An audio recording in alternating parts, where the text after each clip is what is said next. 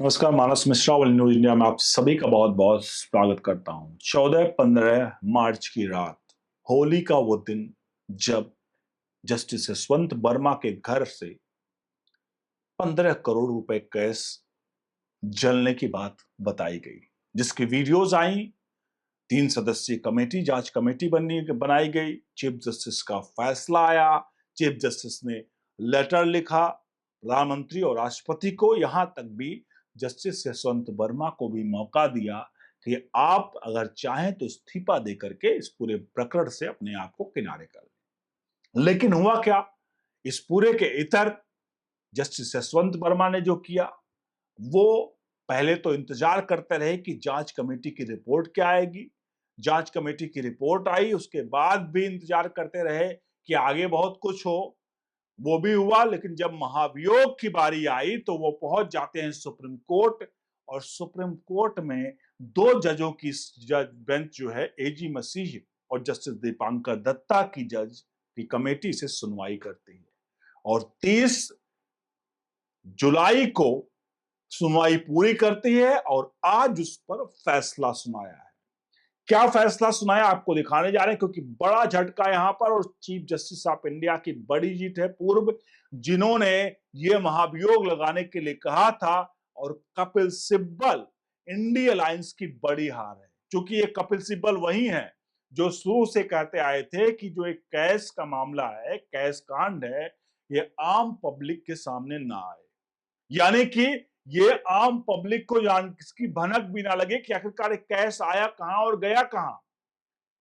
और यही मामला उठाते उठाते उपराष्ट्रपति जगदीप धनखड़ इस्तीफा दे दिए। बहरहाल वो तो अलग मैटर है, इस्तीफा क्यों दिया, क्या कारण था, उस पर हम नहीं जाएंगे। तो ये पूरा मामला है जहां कपिल सिब्बल और इंडिया अलायंस शायद चाहता था कि ये पद पर बने रहें और सत्ता में कहीं ना कहीं जो सत्ता पक्ष है उसको झटका लगे। आपको लिए चलते हैं पूरी खबर की तरफ। अनुरोध करेंगे वीडियो के कमेंट बॉक्स में अपनी राय प्रतिक्रिया जोड़ दीजिएगा। और कपिल सिब्बल यहां पर भी एक्सपोज होंगे, कांग्रेस के राहुल सोनिया भी एक्सपोज होंगे, सुप्रीम कोर्ट का फैसला भी आपके सामने बताएंगे, और क्या ये फैसला असंवैधानिक था वो भी आपके सामने आएगा, जो पहले फैसला लिया गया था सीजीआई के द्वारा, क्योंकि सीजीआई ने यहां पर बड़ी जीत हासिल की है इस फैसले के बाद। तो वीडियो को लाइक शेयर जरूर करेगा, कमेंट बॉक्स में अपनी प्रतिक्रिया राय जोड़ दीजिएगा। जैसा कि मैं बता रहा था कि इस पूरे मामले को लेकर के जस्टिस दीपांकर दत्ता और एजी मसीह की खंडपीठ के पास ये पूरा का पूरा मामला गया था। अभी हालिया में जस्टिस जो दीपांकर दत्ता हैं, वो बड़े 2-3-4 दिन पहले एक स्टेटमेंट दिया उन्होंने, उससे बहुत ज्यादा वो इंडिया अलायंस के टारगेट पे आ गए।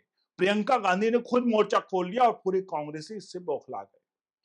दीपांकर दत्ता ही जो है जस्टिस, जिन्होंने राहुल गांधी की सुनवाई कर रहे थे केस पर, जहां राहुल गांधी ने भारतीय सेना पिट रही है जैसे कई ऐसी चीजें थी जो सेना पर कुछ टिप्पणियां की थी, जिसको लेकर के सुनवाई कर रहे थे।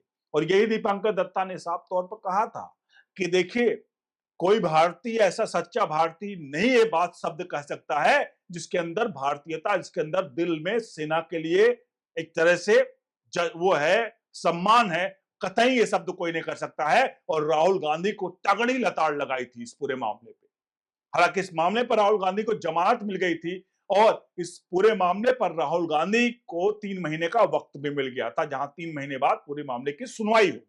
लेकिन आज उसी जस्टिस दीपांकर दत्ता ने एक और झटका दिया, जब जस्टिस यशवंत वर्मा के केस में पूरा का पूरा मैटर ही पलट दिया, जहां पर जस्टिस दीपांकर दत्ता ने कहा कि जो ये जज साहब हैं यशवंत वर्मा, सबसे पहला सवाल उन्होंने खड़ा किया कि आपके खिलाफ जांच जो हुई वो मार्च अप्रैल से चल रही थी। 3 जजों की कमेटी बनाई जाती है और उसके बाद वो जांच करती है, जांच रिपोर्ट आती है 3 जजों की कमेटी का। चीफ जस्टिस ऑफ इंडिया पूर्व आपसे इस्तीफा देने की मांग करते हैं, आप उनको मना करते हैं, इस्तीफा नहीं देते हैं। उसके बाद राष्ट्रपति को पत्र लिखा जाता है, राष्ट्रपति प्रधानमंत्री को। राष्ट्रपति प्रधानमंत्री को पत्र लिखने के बाद सब कुछ चल रहा होता है, पार्लियामेंट सेशन की मानसून सत्र का आगाज होने वाला होता है, उसके 2 या 3 दिन पहले आप एक याचिका लेकर आते हो और आप कहते हो कि ये सब कुछ अवैध है, ये सब कुछ असंवैधानिक है।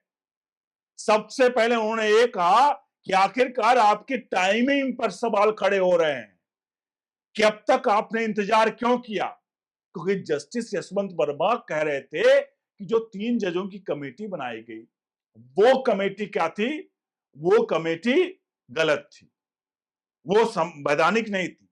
तो यहां पर जस्टिस दीपांकर दत्ता एजी मसीह ने पूछा, एक बात बताइए, अगर ये जज असंवैधानिक थी तो जब आप जांच में शामिल हुए थे तब आपने क्यों नहीं मना कर दिया कि यह संवैधानिक, ये जांच कर ही नहीं सकती? यानी आपको अपेक्षा थी कि शायद मैं इस केस में यहां से बच जाऊंगा, और जब आप बचे नहीं, आप फंस गए, उसके बाद राष्ट्रपति को पत्र लिखा गया, प्रधानमंत्री को पत्र लिखा गया, आपसे कहा गया इस्तीफा दे दीजिए, तब तक भी आप चुप बैठे रहे। उसके 1 महीने बाद आपके ऊपर जब महाभियोग लगाया जाने की बारी आ गई, यानी कि संसद से, तब आप जाकर के खड़े होकर कहते हो कि 3 जजों की कमेटी की रिपोर्ट यहां पर गलत है, असंवैधानिक है, और चीफ जस्टिस ऑफ इंडिया को पत्र लिखना असंवैधानिक है। ये कतई भी असंवैधानिक नहीं है, और इस पूरे याचिका को खारिज करते हैं, और साफ तौर पर इस याचिका को खारिज कर दिया गया। हालांकि इसके पक्ष पैरेलल में एक याचिका चल रही थी जहां पर यह कहा गया था कि जस्टिस यशवंत वर्मा पर एफआईआर दर्ज किया जाए, लेकिन यहां पर सुप्रीम कोर्ट ने उस याचिका को भी खारिज कर दिया जो एफआईआर दर्ज करने वाली याचिका की मांग की गई थी। और साफ तौर पर एक पूरा का पूरा बॉल जो है वो बड़े वाले कोर्ट में चली गई, यानी कि अब महाभियोग ही उनके ऊपर लगाया जाना पूरी तरह से तय है। लेकिन सबके बीच में महाभियोग पर भी कई जो है अड़ंगा लग चुका है। महाभियोग पर अड़ंगा क्या है, लेकिन इस सबके बीच में कपिल सिब्बल पर आते हैं और राहुल गांधी पर आते हैं। कपिल सिब्बल ये वही व्यक्ति है, मैं बार बार कह रहा हूं, ये वही वक्त है, आप सभी जानते हैं कि जब भी कोई बड़ा केस आता है तो कपिल सिब्बल के पास ही आता है। कभी जब भी कोई बड़ा पैसे वाला मामला आता है, केसेस, तो कपिल सिब्बल के पास आता है, अभिषेक मनु सिंघवी के पास आता है। देश भर में इतने कोर्ट हैं, लेकिन हर बड़े केस के वकील जो होते हैं वो यही लोग होते हैं। और यही कपिल सिब्बल कह रहे थे कि जस्टिस यशवंत वर्मा का केस जो जांच रिपोर्ट है वो सार्वजनिक नहीं की जाए, जबकि सरकार की तरफ से कई बार कहा गया कि जांच रिपोर्ट शायद सार्वजनिक कर दी जाए। सूत्रों के हवाले से कई बार खबरें आई कि सार्वजनिक की जाएंगी, लेकिन कपिल सिब्बल ने कहा ये न्यायपालिका की साख पर बट्टा लगाने जैसा है, ये जांच रिपोर्ट सामने आई। अब आप खुद सोचिए कि एक व्यक्ति जिसके ने गलत काम किया है, अब वो आरोप लगे हैं, लेकिन जब जांच रिपोर्ट आई तो जाहिर सी बात है जांच रिपोर्ट तो यूं नहीं थी, सुप्रीम कोर्ट के जजों के द्वारा की गई ये पूरी तरह से जांच थी। अब उस जांच को आप कह रहे हो कि जनता के सामने ना आए, पब्लिक को ना पता चले। वो पब्लिक जो भरोसा जता करके जाती है कोर्ट में, वो कहती है, एक दूसरे से लड़ाई करती है, कहती जज साहब हमारा फैसला सुनाएंगे। और आज वही जज साहब अगर फंसे हुए हैं और वो जनता देख रही है कि भाई ये जज गलत कर रहे हैं, तो आज उसी जज के बारे में उस जनता को ना पता चले। यानी कि जनता का भरोसा एक तरह से गिराने वाला काम है। अगर ये रिपोर्ट सबके सामने आ जाती, सार्वजनिक हो जाती, तो क्या कपिल सिब्बल को झटका लगता? क्या कपिल सिब्बल ऐसा नहीं लग रहा कि इस पूरे मामले पर कुछ खेलना चाह रहे थे, या जस्टिस यशवंत वर्मा को बचाने का खेल चल रहा था? कुल मिलाकर आज ये पूरी याचिका को खारिज कर दिया गया है, और ये सबसे बड़ी जीत एक तरह से मान सकते हैं। अब आप सभी पूरे मामले पर अपनी राय प्रतिक्रिया दीजिए। यहां पर जस्टिस यशवंत वर्मा को कोर्ट से झटका लगा है, और जस्टिस दीपांकर दत्ता यशवंत एजी मसीह की खंडपीठ ने फैसला सुनाया है। तो वीडियो को लाइक शेयर जरूर करिए। हम आगे कुछ प्रोडक्ट्स से डिटेल्स दे रहे हैं। जो लॉरियल शैम्पू है उसके बारे में आपको डिटेलिंग दे रहे हैं। आपसे अनुरोध है इस वीडियो को लाइक शेयर करते हुए प्रोडक्ट को डिस्क्रिप्शन में लिंक दिए हुए हैं, उसको बाय करिएगा, परचेज करिए, और हमारे हाथों को सशक्त करें। कम से कम एक बार प्रोडक्ट को देख तो ले कि प्रोडक्ट है क्या। डिस्क्रिप्शन लिंक में जाकर के प्रोडक्ट पसंद आए तो खरीदिएगा, और हमारे हाथों को मजबूत करें, सशक्त करें। बने रहे ओनली न्यूज इंडिया के साथ। बहुत बहुत धन्यवाद। घुंघराले बेकाबू बालों से परेशान है? पेश है लोरियल पेरिस लिस अनलिमिटेड शैम्पू, प्रोकैरेटिन से भरपूर। प्रोकैरेटिन और तेलों का मिश्रण आपके बालों को 72 घंटे तक चिकना और फ्रिज-फ्री रखता है। हर दिन सैलून जैसे चिकने बाल। लोरियल लिस अनलिमिटेड, क्योंकि आप इसके लायक हैं। इसका अनोखा फॉर्मूला बालों को गहराई से पोषण देता है, उलझन को कम करता है। लोरियल पेरिस, क्योंकि आप खास हैं। नीचे प्रोडक्ट लिंक से खरीदें और हमें आर्थिक सशक्त बनाएं।